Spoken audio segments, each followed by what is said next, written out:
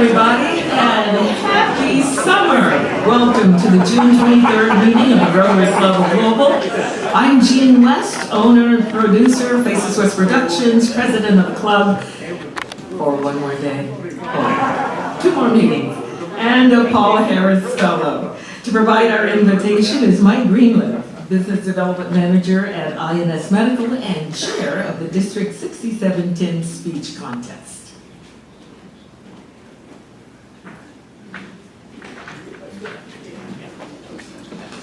Thank you, President Jean. May we pray. Dear Lord of our universe, we ask you to preside over this meeting. Thank you for the goodness and mercy that we receive every day. Remove any distractions that might divide us in our mission to serve others above self.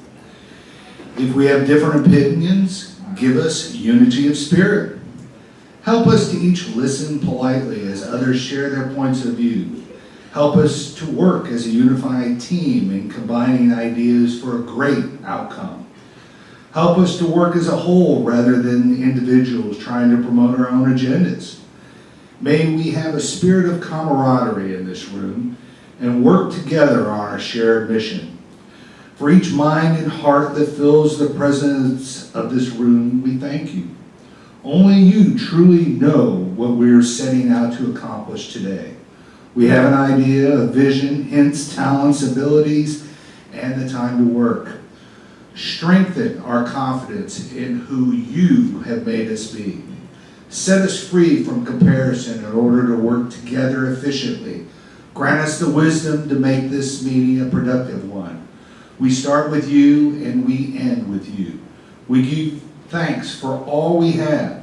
And as we continue in this new year with optimism, renewed energy, and a commitment to service to you and our fellow men and women.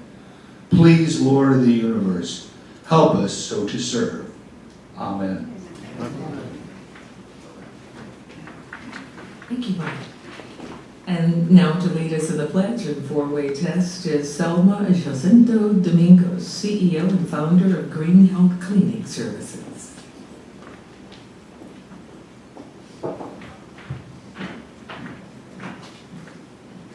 Thank you, President Jean. Good afternoon, everyone. Please stand for the Pledge of Allegiance. We are standing. I pledge allegiance to the flag of the United States of America and to the republic for which it stands, one nation under God, indivisible, with liberty and justice for all. Please now the four-way test of the things we think, say, and do. Is it true? Is it fair to all concerned? Will it build goodwill and better friendships? Will it be beneficial to all concerned? Thank you. You may be seated, Rotarians. It is always our pleasure to welcome guests. Rotarians, please take this time to introduce yourself first, and then your guests. Please stand to be recognized guests when your name is called.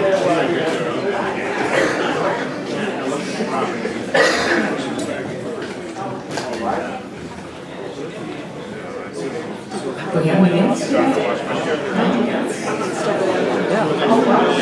Okay, everybody, remember to bring one. Each one bring one.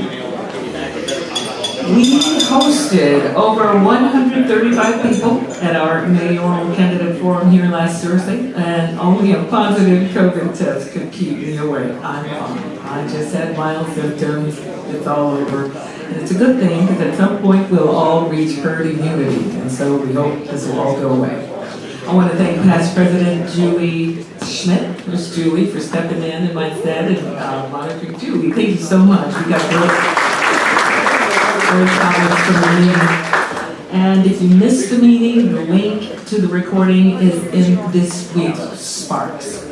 On Monday, we celebrated our past presidents at a special dinner with club directors at Buck's Restaurant, where we enjoyed food, fun, and fellowship, and reflecting on our club's history. It really is a good time each year to get the presidents. It's an exclusive group. It's a great group of people with heart and talent, and it's always good to get together once a year.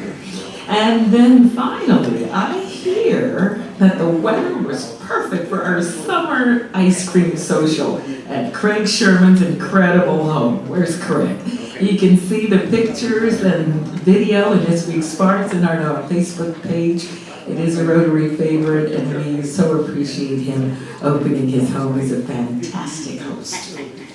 Now, I'd like to welcome Mike Cool, past president, 2005-06 Lifetime Service Award member, major donor, Paul Harris Society member, and the Rotary Foundation Committee Chair to the stage for special recognitions. Thank you, President Jean. I'm pleased to take this opportunity to honor Barry Allen, who has generously contributed to the Rotary Foundation and in doing so has achieved major donor status. Because of his dedication to our foundation, we honor Barry with the Major Donor Level 1 recognition. Thank you, Barry, for this support. So much good begins with your generosity. You give to others and knowing their story without knowing their stories, their faces, or even their names. In so doing, you demonstrate through your generous act that all fellow human beings are worthy of our compassion. Your act of kindness is a seed of peace that will yield returns for and only the communities that to be served by your generosity, but from Rotary as a premier foundation and organization. You are among a dedicated and select group of humanitarians who have committed themselves to serving others. Major donors change the lives of children, young people, adults, communities, and the world to which we all belong. Barry, would you please come forward?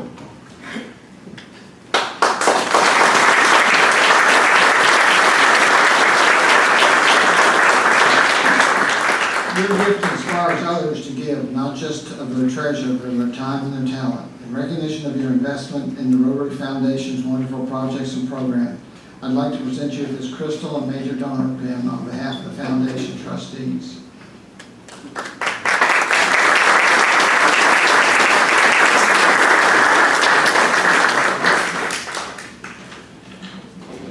Thank you, Mike. So I became a Rotarian probably later than most of you. I joined in May of 2015, 3 months after I became president of the Genes Foundation. And Mike Mountjoy, who's the chair of Genes, and Carl Thomas, my immediate predecessor as president, recommended me. Now, my father was in the Lions Club in our local home in Mississippi, hometown in Mississippi, and he, held most all of the leadership roles in our local club. He was a district officer as well as the state. And so I had a really great role model about the value of civic club service. And I actually was a charter member and officer in the Key Club, the Kiwanis-sponsored Key Club in my high school back in the 1960s. And that also contributed to my sense of making the world a better place through civic club service. However, I deferred my civic club service for 44 years while I traveled around Kentucky and focused all of my vocational and avocational service through church and denominational organizations until I became president of the Genes Foundation. And I couldn't have had a better, more effective start to my Rotary service. Listen to this. Rick Harnett was at the Rotary table when I visited the first time. Rick, I think, went here. Doug Myers was the Rotarian who provided the required new member orientation and training. Maria Smith, I'm glad they're all here today. Maria recruited me onto the foundation committee. And it didn't take me long to realize that in order to be a good committee member, I couldn't ask anybody else to do what I had not already done. So I became a Paul Harris Fellow. And so here we are, I'm finishing my 7th year. And I would say that the value of Rotary for me is found in the purpose, the people, and the philanthropy.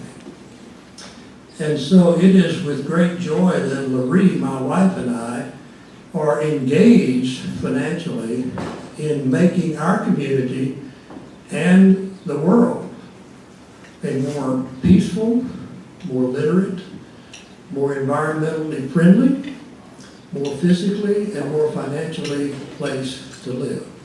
And I promise each of you that you can have that same joy by becoming engaged at whatever level is appropriate for you. So thank you for the honor.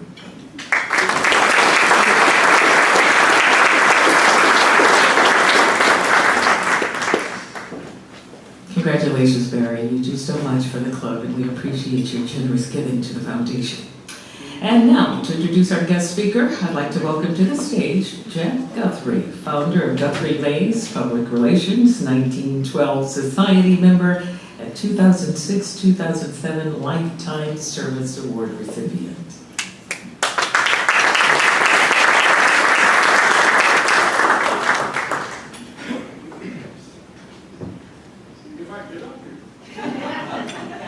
Carl, you didn't tell me I had to climb steps.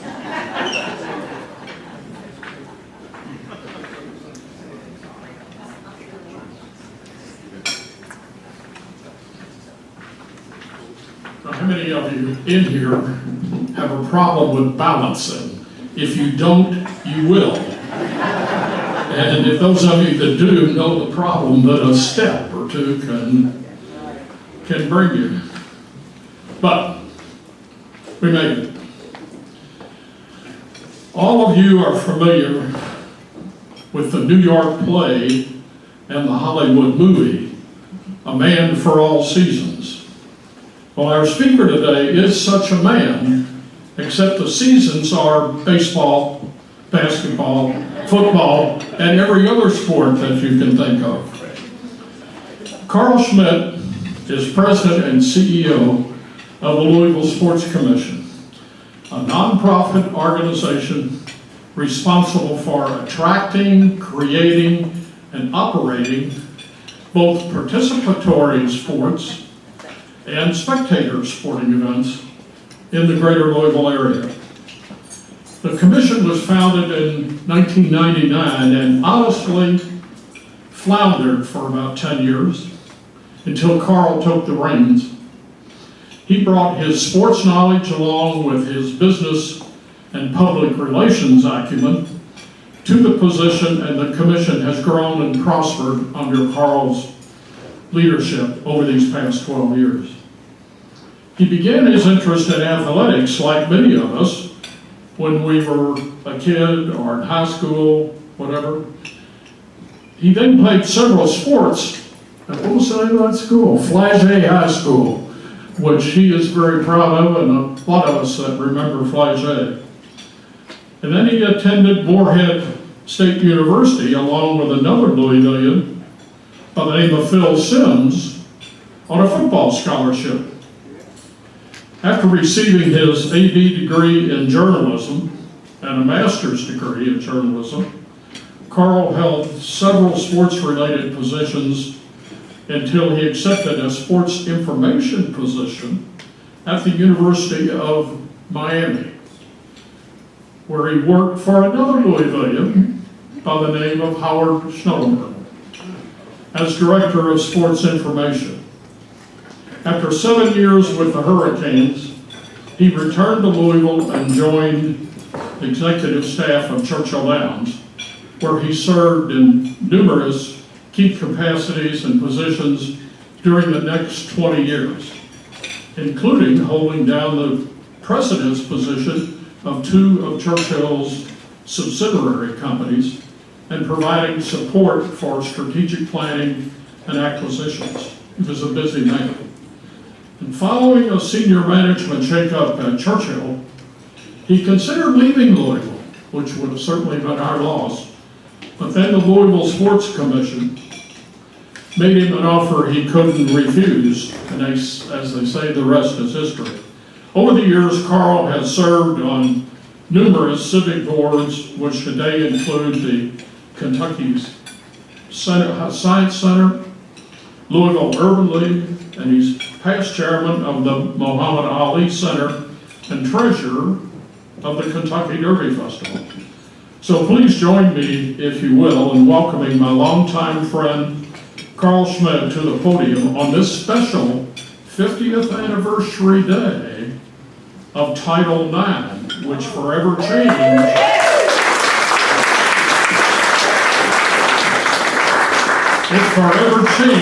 sports in this country. And he just finished a seminar that the commission sponsored somewhere in this building. You were on a Zoom call, I guess. But he has joined us now, so Karl, the podium is yours.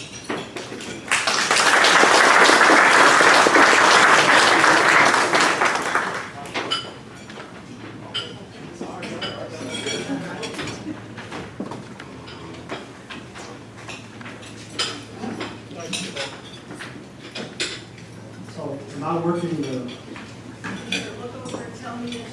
I'm gonna rely on you for technology. I'll figure that over the screen. Okay, so we have props in sports. So I'm on the mic. Good? Good. Okay. Go to the first slide. This is what we believe, where we work with our team. And of all these things here, I think the one that we need the most in our country, in our world today, is the one at the bottom. So sports is really fun, and that's something that we just need more of, and we work at that every day. I'm going to have some multiple themes here, so check out the young lady, cheerleaders, ponytail and a bow in the hair, right? So it's all about hair in sports. Well, that'll be a theme as we go on. But this is what we believe in. Next slide. My algebra teacher at Flagey, Brother Borgia, would be pleased to know that 53 years later, I finally figured out a use for a Venn diagram. So our core business is attracting and hosting sporting events that bring people to town. There's a term we'll get into, we call heads and beds, right? So that's really our core business. That's what we were founded on. About 6 or 7 years ago, we were challenged, I was challenged in a think tank session with my peers at large market CEOs and sports commissions. What else are you doing to give back to your community? And those are the other two words in the Venn diagram that we'll talk about here. Next slide, please. So founded in '99, it's sort of the early days of the boom of sports travel. If you've ever done it yourself, or a niece or a nephew, or a child or a grandchild that played any travel sport, that's a lot of what our business is on the hosting side. Our budget, half of that budget is our G&A, the other half is the events that we own and operate. A small team. We get a grant from Louisville Tourism. They get their money through the bed tax, the hotel bed tax.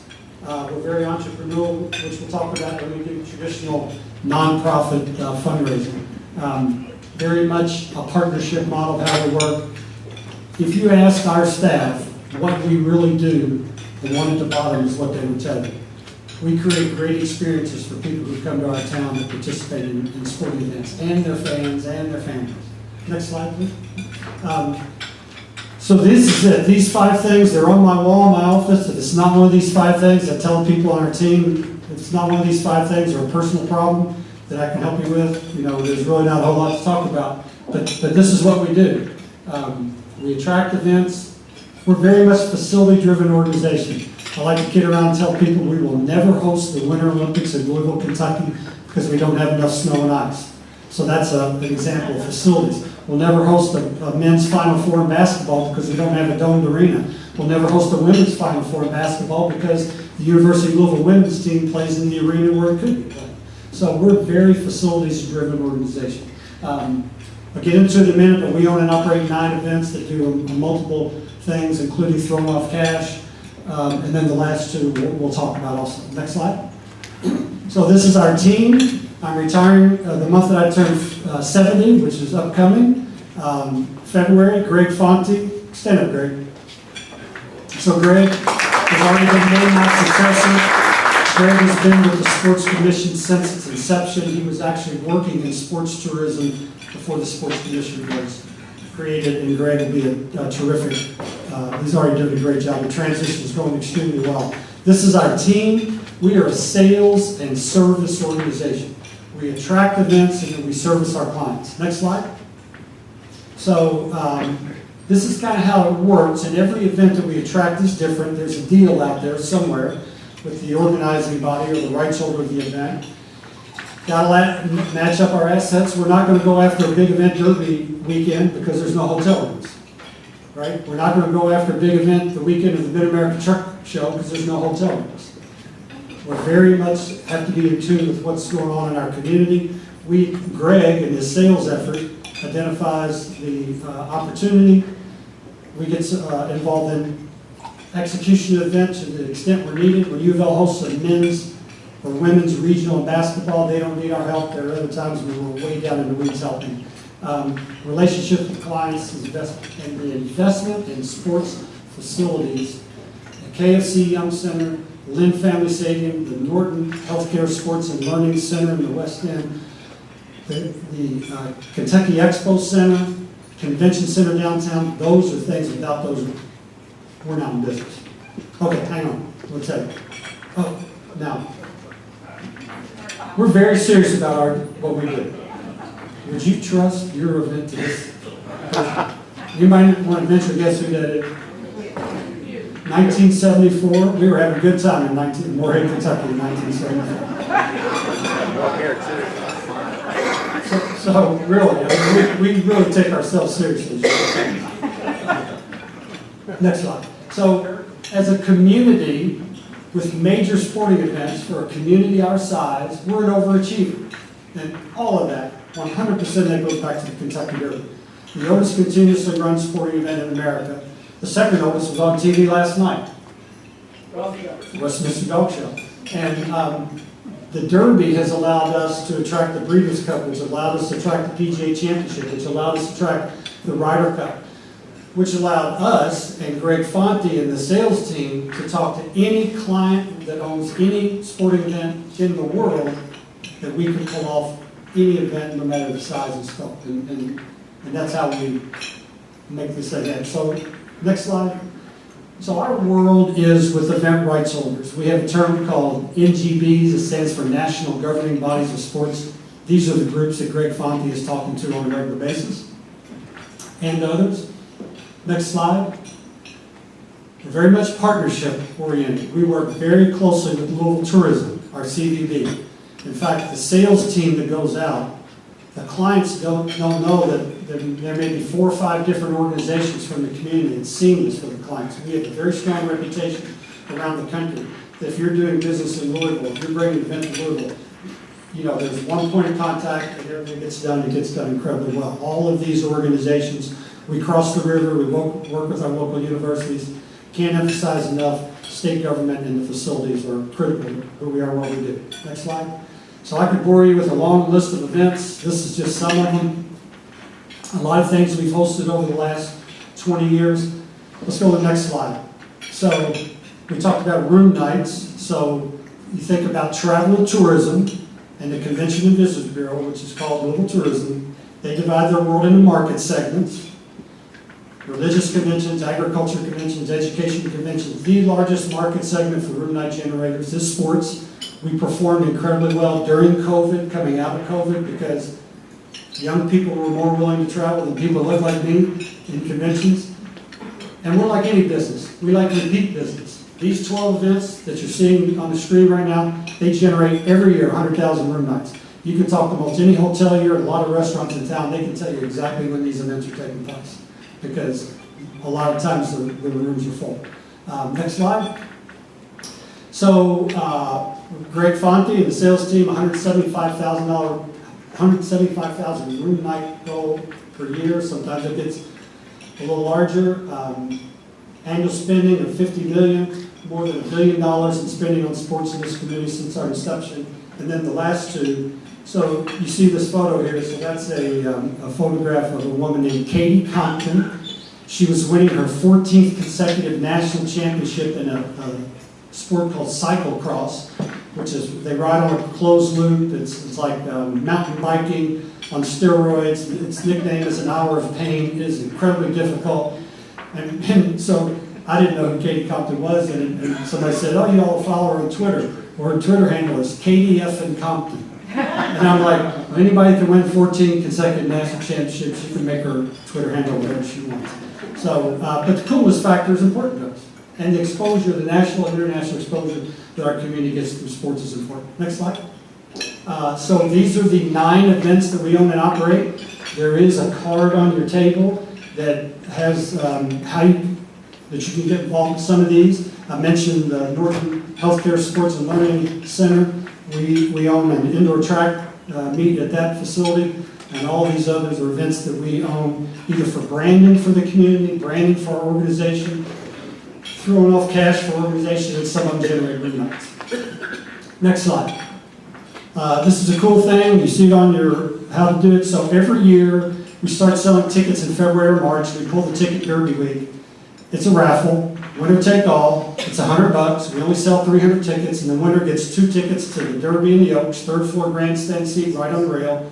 You get season tickets to the Bats, season tickets to Louisville City, season tickets to U of L women's basketball. You go to our guests at the Paul Herney Award and the Kentucky Sports Hall of Fame, and then your choice, UK or U of L, every home football game and every home basketball. Only $100. And all of the proceeds of that go into an initiative that I'm going to describe to you in a minute. So next March, be looking for us selling tickets. Okay, so I mentioned that several years ago, we took it upon ourselves to say, what can we do to enhance the quality of life in our community? And we did 2 things. We looked internally, we reflected, and we looked at our assets and what assets do we have as an organization. Then we looked externally to the community and said, what are some of the challenges that the community has and where can we match those to? So we lit on 2. One is talent attraction. Now this is a very, very small piece of the 20, 30,000 jobs we have open. But at that point in time, we looked back at over a 12-year period, we had attracted 17,000 NCAA student athletes to Louisville for championship competition. And you probably heard seen some of the commercials, less than 2% of them go on professional careers in sports. The rest of them are high achievers who are chosen in the academic field in terms of going on to professional careers. And so we said, well, why can't we try to sort of match those people up and help them understand Louisville's a great place to come? I went on the board of GLI. I went on the Talent Attraction Committee. Our cross-country meet, which is the largest college cross-country meet in the country, is now branded with GLI's People Attraction brand, which is Live and Lou. It's called the Live and Lou Cross Country Classic. And here's an example. Several years ago, we hosted, first time ever, any community ever hosted Division I, Division II, Division III NCAA field hockey national championships. They had a big banquet for all the players and coaches and the traveling entourage. We had the mayor speak, and he wasn't the keynote speaker. He just gave the introduction, and he told them, these young women, about how many jobs are open in Louisville. I mean, you could hear a pin drop because many of them are getting ready to graduate and they're looking for jobs. So very small contribution that we try to make in terms of talent attraction and talent retention in our community, along with the coolness factor for the events. Next slide. So the big data, the data is abundantly clear.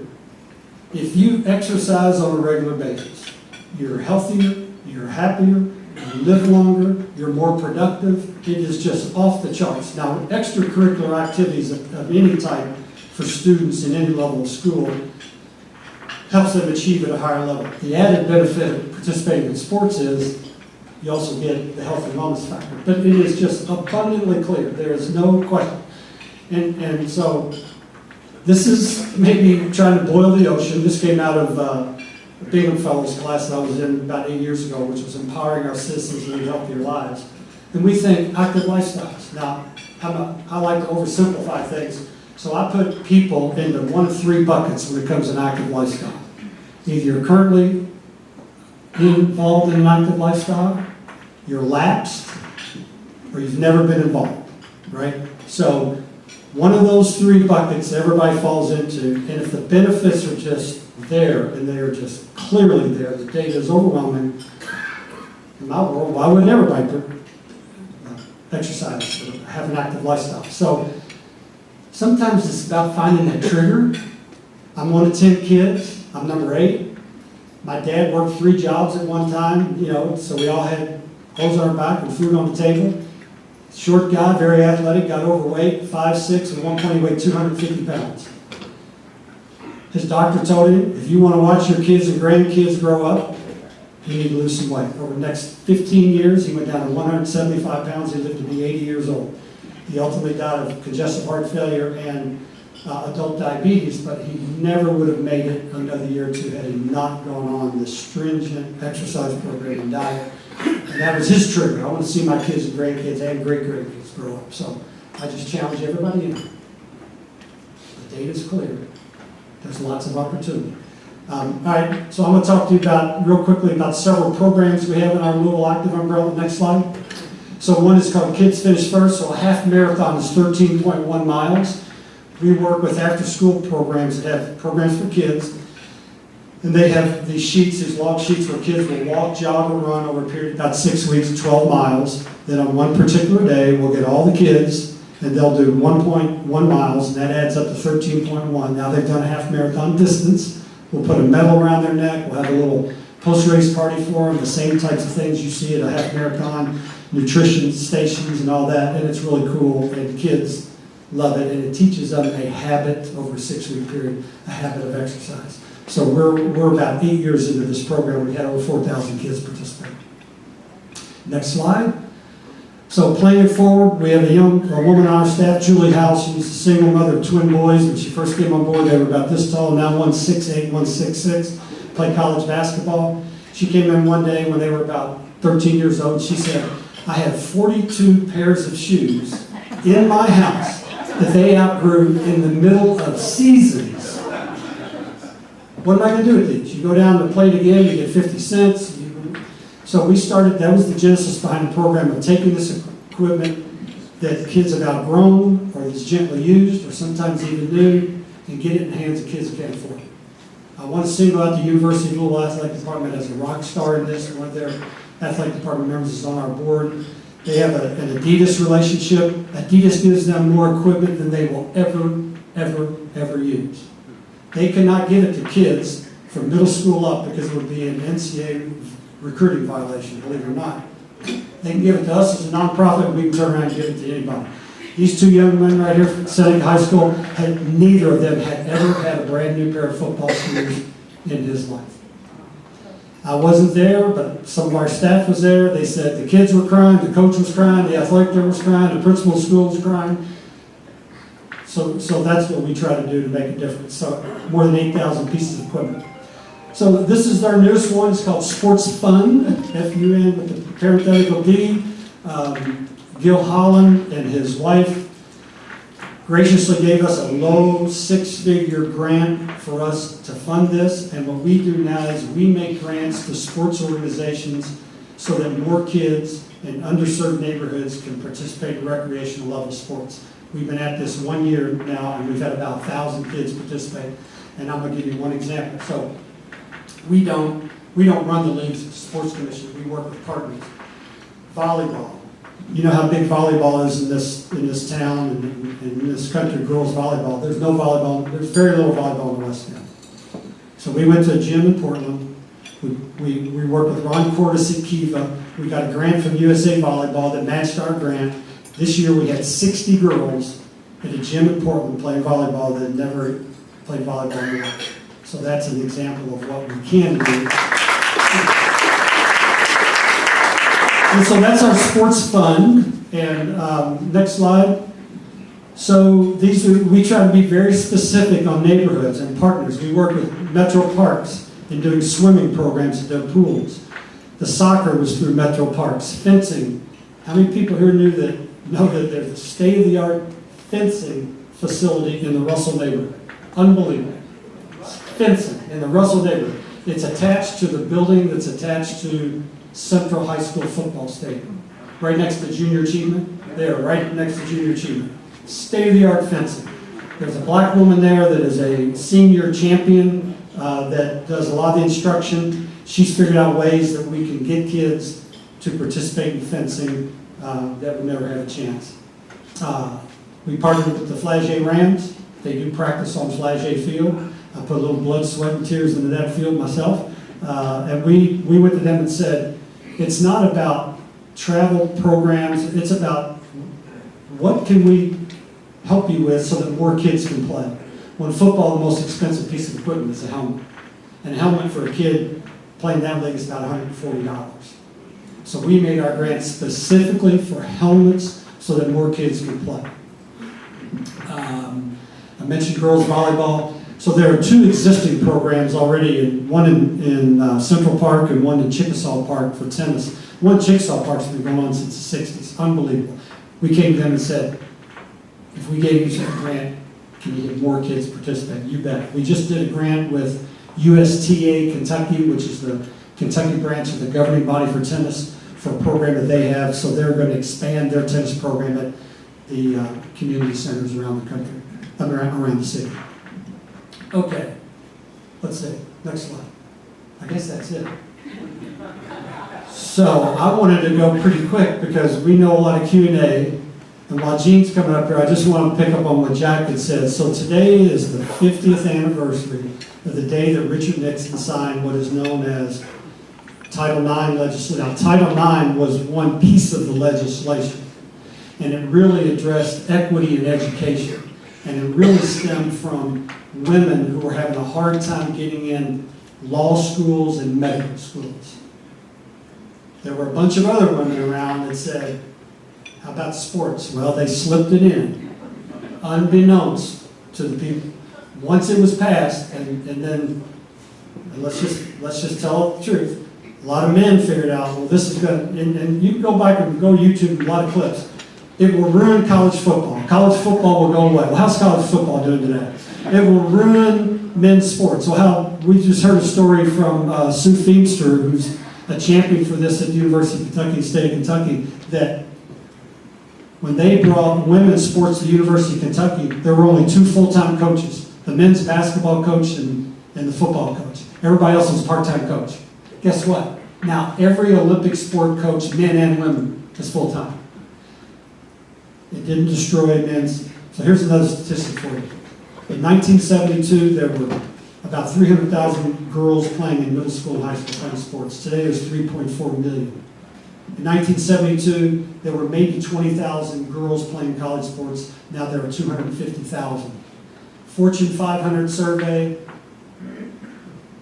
C-suite people at Fortune 500 companies, 93% of the women in C-suites played some type of sports, 53% played college sports. So the world's a better place, and we're thankful for that. Okay, I didn't mean to steal the time.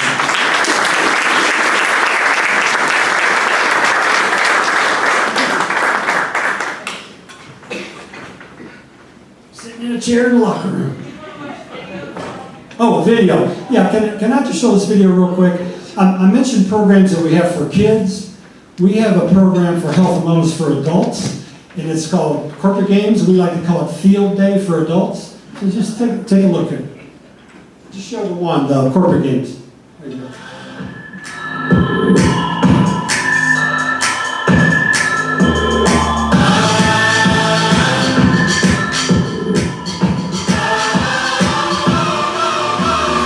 Good morning, and we give it up to the Louisville Sports Commission for getting us back outside. This is Louisville Sports Commission Corporate Games. We call it Field Days for adults. There's one word that sums it all up, and that is fun. There's 15 different events for people to do. It's a great day for people to do team building within their companies. Tell everybody I'm back in the game.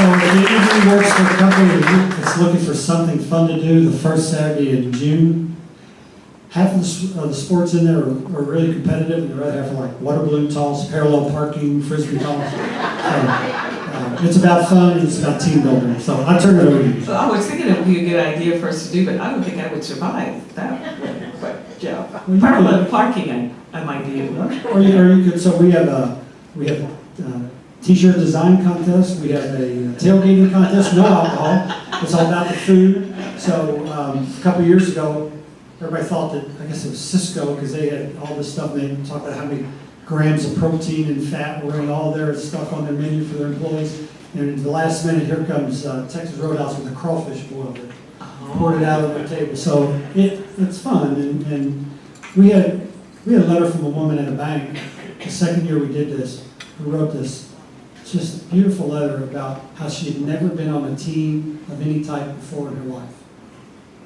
Really wasn't a sports fan, didn't really get it, and what the experience was like and how meaningful it was, and how she now at least understands what sports can do. Thank you so much. It's so good to see you. And we enjoyed the many years that you and Melinda hosted the media at your home around Derby time. My wife was so gracious when I worked at Churchill Downs. We'd have 250 of our best friends in our home for a media reception the Monday of Derby week. So it was It's something to look forward to every year. We appreciate the hospitality. How many of you played sports?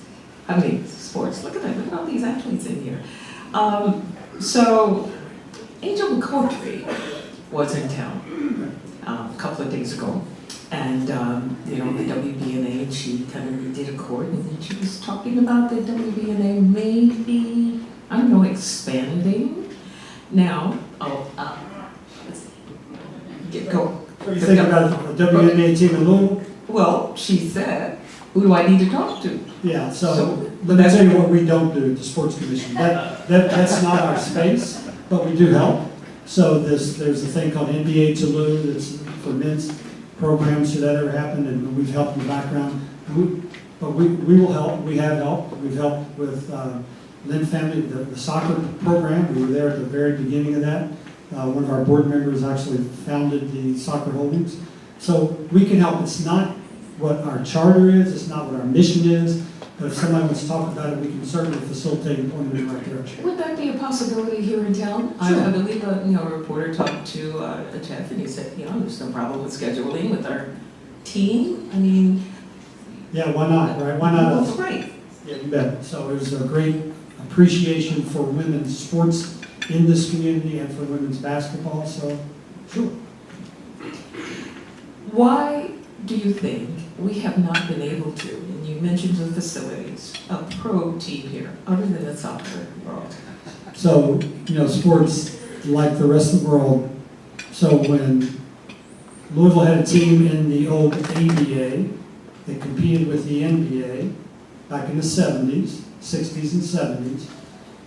The ABA got very strong. They decided the NBA absorbed 4 ABA teams: Denver, Indianapolis, and San Antonio, and the cost to get in for those 4 teams was $1 million. If you were to start an NBA team today, the first letter is not a M, it's B, as in close to $2 billion to start an NBA team. That's the franchise fee you would have to pay the league. That's all the startup. So most times, there are 3 things that are going on for an NBA team. One is, do you have a facility to play in? And we do. Number 2, is the league ready to expand? And they talked about it, but you could always buy an existing team, but there aren't many of them in the league where they are. And the third one is, do you have the fan avidity in your community, and you have someone that has the money? Well, we used to say, prior to what's going on in Russia and Ukraine right now, there are a lot of Russian oligarchs out there that can stroke a check for $1 billion and write a team. We've seen that happen. And buy a team. So we've had the avidity, we have the arena. It's just a question of when is expansion going to take place. Now that's NBA basketball. WNBA, a lot easier. NFL, you got to build a $1 billion stadium. That's not going to happen. Major League Baseball, Cincinnati Reds, not going to happen. Hockey, I just don't see the interest here. So, soccer. We have an NWLS team, which is the highest level of women's soccer in the world. There is no other league in the world that is as good as the NWLS. None. The best players in the world are playing here. We have a USL team, which would be like first tier below MLS. Do we want an MLS team here? Maybe. Greg Fonte owns season tickets to Lou City. What's it cost you? Whatever. $200. If it's an MLS team, you might have put another zero behind that. So yeah. But could we support any of those? There's a lot of factors going on. Julie? I was curious, Carl, first of all, thanks, and thank you so much for your leadership and all your work you've done for our community. I wanted to ask you about golf. I didn't see it on your list. Is that a separate organization that you work in tandem with? And also what the future for Valhalla and future PGA tours, maybe what's happening? Yeah, it's a great question. So here again, the facilities driven. We have a great junior golf program. We really do have a very, very good. The USGA Kentucky is very strong, so our junior golf program is good. We have hung our hat on hosting majors with the PGA of America, not to be confused with the PGA Tour. They're two separate organizations. The PGA of America actually owning Valhalla and knowing that they would bring an event back there on a regular basis. They were going to sell Valhalla because they decided they didn't want to be in that business. And we are fortunate that several local business people stood up and bought that rather than somebody from out of town buying it, because these owners have the best interests of that facility in mind. And we have PGA Championship coming in 2024, right? Will we see more after that? We'd like to think so. But it's very much facilities driven. And since Valhalla has been built, there have been a lot of other great golf courses that have been built in our country. But golf is very strong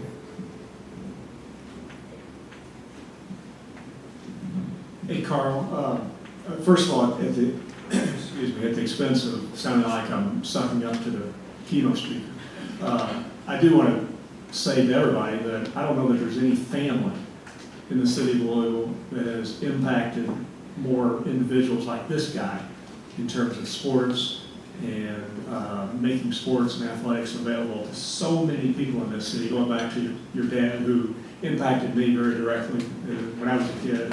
And I know your entire family. So anyway, for that, thank you, and to your entire family. And let me just make one quick comment. So my father was the executive director of the Catholic School Athletic Association, which puts on the sports for the Archdiocese of Louisville. It was founded in 1952. He was the first executive director.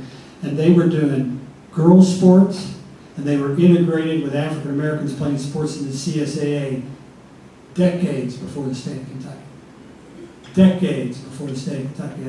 And not just my father, it was men and women back in those days that said this is the right thing to do. So. Yeah. That was a special time. My question is this: how in the world did you get through COVID? I mean, events and sports and everything just shut down. Could you talk about what that was like, getting up in the morning every day? Yeah, it's a pretty cool story. So, first of all, I want to say that our mayor made a great decision when he said, whatever the COVID restrictions are, we're going to defer to the state. So you didn't have another hoop to jump through with city government or county government or whatever, right? So then we, in sports, were just like everybody else, people trying to hang drywall, people trying to do whatever. We were trying to figure out how to make it happen, and we were in there plugging away. A number of conversations Greg and I had with people in state government, it would be 2 or 3 times a day trying to get approval for this. And we really became better partners with our local sports organizations than we ever were before, because Lakeside doesn't mean a whole lot to us. They host a meet, the OVCs that attracts a few hundred room nights, but we don't do a lot of business with Lakeside. We don't do a lot of business with Cardinal Aquatics. But then all of a sudden, they couldn't figure out how to get their pools open. And here's what we know: unless you're practicing, you're not playing. So we took it upon ourselves to try to help get sports at least to start practicing, and to get it practicing, you had to jump through all these hoops. How do you remember going to swimming pools where you had to stay 6 feet apart and every other lane and all that stuff? And we worked on that. And the most beautiful thing in all of it, Dan, was the sharing. Churchill Downs put together a 40-page document for state government on how they were gonna host the Kentucky Derby. Remember, they did it in September because Otis continuously runs sporting event in America. That's what they did not want to go away. They shared that document with us. We have the largest girls travel basketball event in the country that takes place out at the Expo Center. That guy was trying to figure out how to put it on right in the height of COVID. He wrote this amazing plan. He said, we asked him, can we share it? We took Churchill's plan, we took his plan. We were supposed to hold USA Fencing's national championships the summer of COVID. We helped them put a plan in. We took all those plans and we shared it with every sports organization in America and with a lot of the local swimming pools that helped them figure out how we could swim. So I kind of kid around about it. Travel conventions stopped because the people that looked like me didn't want to travel in COVID because they were concerned about their health. Kids and parents of kids, they were saying, let's play. And a lot of the outdoor sports never really stopped. Baseball never really totally stopped. Cross country never.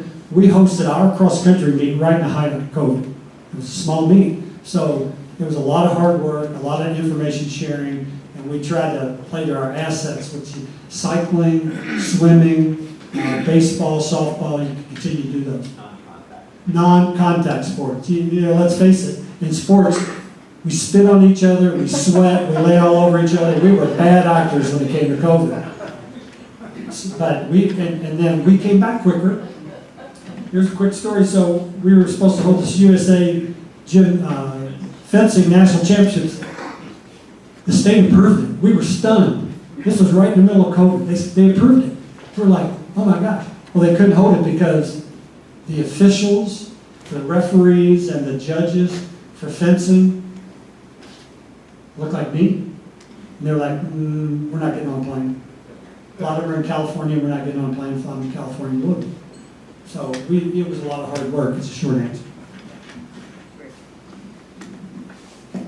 Karl, thank you so much for an excellent presentation and for all that good work you are doing and expect to do still.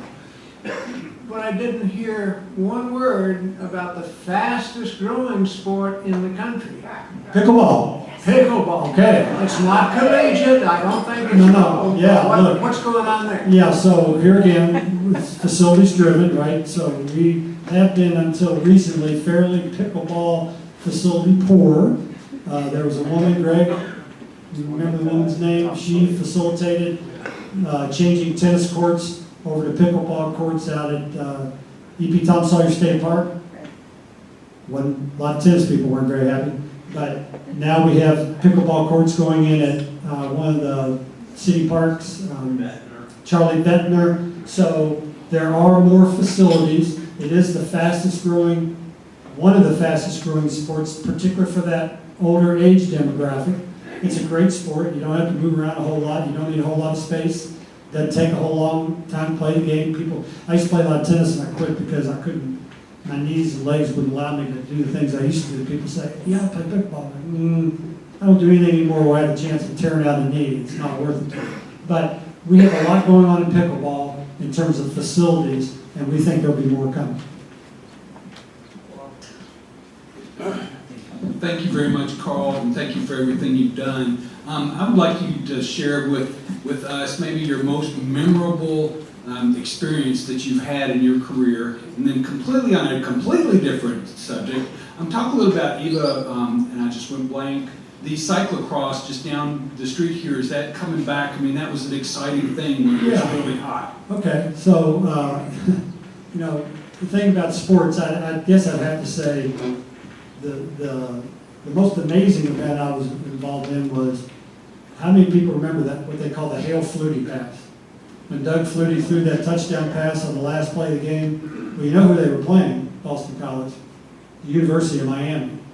And they were playing that game, it was in the Orange Bowl, a regular season game. I was the PR guy for Miami at the time, and we were going through a crazy season. Anyway, we're going to win the game, right? And so you have your whole regimen of what you do post-game in terms of interviews and locker room and processes and so forth. So I'm standing down. Here's the goal line right here. Here's the field. Stand down right on the goal line, out of bounds.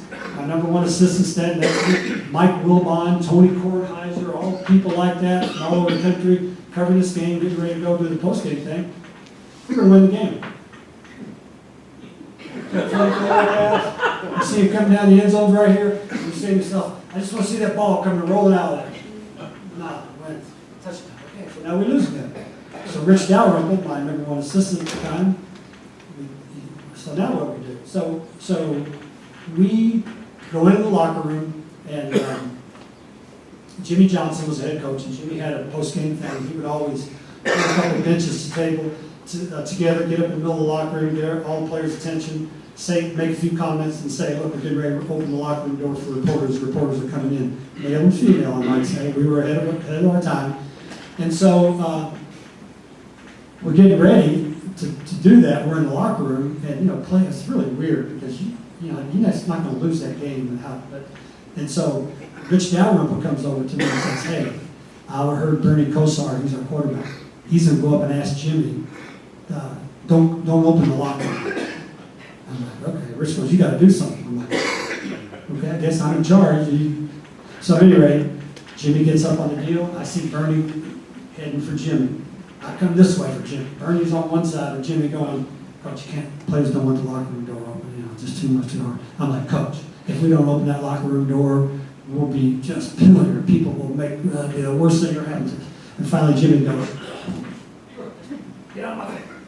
So we opened the locker room door, and we did every interview that everybody asked for. Our players, with a couple of exceptions, were amazing and spectacular. They I guess, can we still say this term? They manned up, they stood up, they took every question. It was hard, and it was that part of the locker room afterward that still has me so impressed of Jimmy making that decision and the players, for the most part, just acting and taking it and answering questions, and that's what sports teaches you. We like to say in sports a lot of times, it teaches you how to lose, right? We have so many people in the world that if you lose, it's like, oh my God, well, in our world, you ain't going to win every time. You are not going to win every time. It's not going to happen. But that one particular really stands out to me. There was a follow-up question? No, I think that was it. Oh, cyclocross. So we hosted the Worlds in cyclocross, the World Championship in cyclocross, right down the road here at Eva Bamman Park. And while it was beautiful and wonderful, if you look right out that window and see that body of water, my older brother, who was a civil engineer, my brother Nick, God rest his soul, and he did a lot of work in hydrology, and he used to tell me, brother, there's a lot of water in that river, and there's more sometimes. And so the park just floods. Now, subsequent to hosting that Worlds, we have hosted the national championship at Joe Creason Park, which is an amazing place for it. And we think we may have another national championship in our future.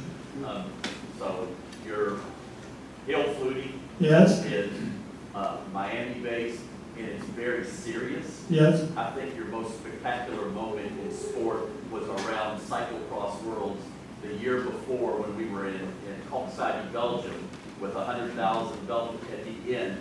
Tell just briefly the Marty Storch. Okay, so how many people here know Marty Storch? Works for city government. Good guy. He was number 2 in parks. He's now the mayor's assistant for special events. So we go to Koksijde, Belgium, the year before we're hosting the Worlds in cyclocross, because there's a lot of things you have to do. Number one is it's a world championship on a sanctioned sport, so you have some protocols you have to go through. Plus, we took an operations team there watching. So we had about 17,000 people at the Worlds here. In Koksijde, they had 90,000 people. That's how big cycling is in what they call the Benelux countries. So one of the traditions is, after a world championship, the host city passes the flag, the official flag of the organizing body, to the next host city. And you get the highest ranking official from the host country and the highest ranking official from the next community. Well, we looked around and said Marty Storch is the highest ranking official we have. He's not elected, but he works for city government. And so we go, they had this 3-tier tent, hospitality tent, that was 100 yards long. And so we go in this tent afterwards, and we're doing all this protocol, and I look over, so you know how you kind of like share a drink like this? You share a drink like this? I look over, there's Marty Storch sharing bourbon neat with the King of Belgium. And I said to myself, either we've set international relations back 100 years, or maybe we just moved it forward. Who knows? Marty Storch and the King of Belgium.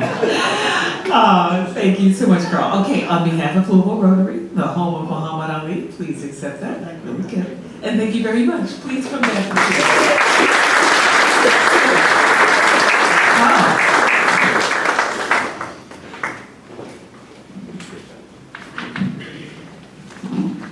Thank you, Gene. Only about 15 minutes worth of announcements. So next week's meeting will be the final meeting of our club fiscal year, and it'll be the changeover of our leadership. Because of that, we'll not have a guest speaker. We'll be introducing new members, though, and recognizing those who have achieved a new Paul Harris Fellow level. The menu will be baked cod with artichoke and caper beurre blanc. And a vegetarian option will be available as always. Scan the QR code on your table or scan the QR code on the sheet to share your feedback, and share your code on the sheet to share your feedback about today's meeting. The following week, I really recommend this person. I recommend that we fill the place. We kick off the new year by welcoming back one of our most highly rated speakers, Dr. John Hale. Dr. Hale's topic is underwater discoveries from King Herod's Harbor at Caesarea Maritima in Israel. It is sure to be an interesting meeting, so watch the website, look for Sparks, and enroll in the link to register and also invite a guest.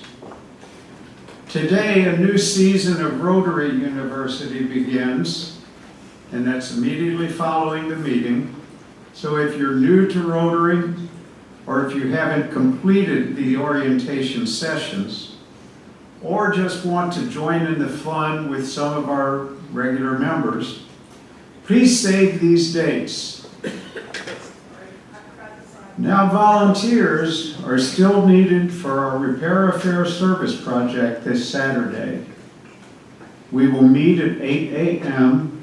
and you can come for whatever time you have available. Please see the Venerable Larry Sloan for more info and to sign up. Finally, please go ahead and register for our Lou City soccer event on Saturday, August 13th. We will have the Four Roses Bar pre-game, and seats will be together center field. Please review the weekly Sparks email for important announcements, as well as this week's birthday celebrations. Thank you. All right, everybody, thank you so much for coming. As always, do good work and have fun doing it. This meeting is adjourned.